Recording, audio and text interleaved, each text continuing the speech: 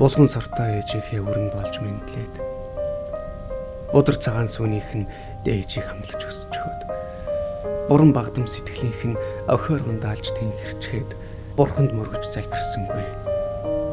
Биш үтэнтэй хүн.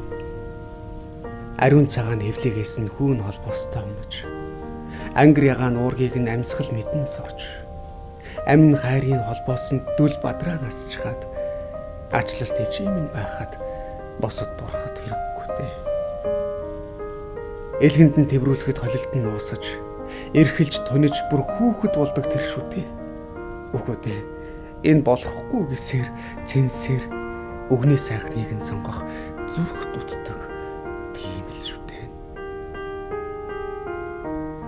Нар хумх өдөр бүхэнд санааширч хөг тунгавч, насны залуу гэгийн сайхныг нь тунхаглаж үлж чадна.